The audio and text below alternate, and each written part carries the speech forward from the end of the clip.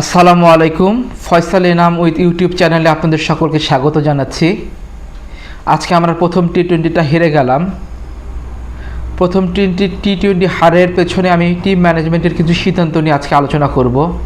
প্রথমে টিম সিলেকশনের কথা যদি বলি, বাংলাদেশ দুজন স্পিনার খেলিয়েছে এবং বাংলাদেশের ইনিংসে জিম্বাবুয়ের বিরুদ্ধে 3 জন স্পিনারকে ব্যবহার করেছে। তারা ওভার প্রতি গড়ে 11 করে রান দিয়েছে এবং কোনো উইকেটই পায়নি। পক্ষান্তরে 3 জন পেসার ওভার প্রতি 6.9 করে রান দিয়েছে এবং 6টি উইকেট পেয়েছে। বাংলাদেশ যদি আজকে একটি বাড়তি পেসার শরীফুলকে খেলাতো, শরীফুল লম্বাও ছিল, এক্সট্রা বাউন্সও পেত, এনগ্রাভা এবং মুজার আব্বানির মতো এক্সট্রা বাউন্সও পেত, যেটা জিম্বাবুয়েকে আরও কম রানে আটকে রাখতে সাহায্য করতো। আর যদি আমি স্পিনার খেলাই, তাহলে রিশাদকে কেন খেলালাম না? রায়ান বুল এই উইকেটে টার্ন এবং বাউন্স পেয়েছে, রিশাদ তো আরও লম্বা এবং নর্মালি আরও টার্ন এবং বাউন্স পায়। তাই আমি যদি রিশাদকে খেলাতাম এবং শরীফুলকে খেলাতাম, তাহলে স্কোরটা বাংলাদেশের রিচের মধ্যে থাকতো এবং অনেক সহজে বাংলাদেশ সেই রানটা টপকে যেতে পারত। আর বাংলাদেশের ব্যাটিং নিয়ে যদি আমি আলোচনা করি, তাহলে বাংলাদেশের শর্ট বল খেলার দুর্বলতা আবারও প্রকটভাবে ফুটে উঠেছে। বাংলাদেশের পাঁচটা উইকেট, গুরুত্বপূর্ণ উইকেট শর্ট বলে গেছে।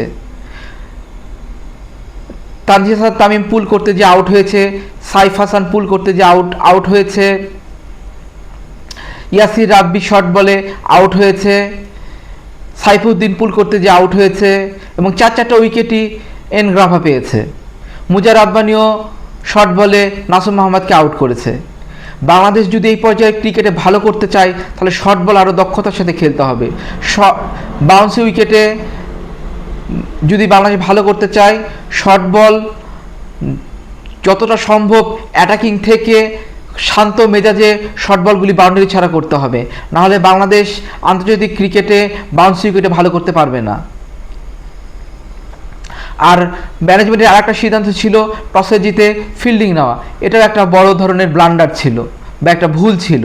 টসে জিতে অবশ্যই এই ধরনের উইকেটে ব্যাটিং করা উচিত ছিল। প্রথম দিকে উইকেট ব্যাটিংয়ের জন্য একদম ট্রু ছিল এবং সেকেন্ড ইনিংসে উইকেট একটু স্লো হয়েছে। তাই আমি আগামী ম্যাচে আশা করি যে বাংলাদেশ টসে জিতলে আগে ব্যাটিং করবে এবং টিম সিলেকশনে আরও দক্ষতা দেখাবে এবং ইনশাল্লাহ আগামী ম্যাচ বাংলাদেশ জিতে সিরিজে 1-1 সমতা আনবে।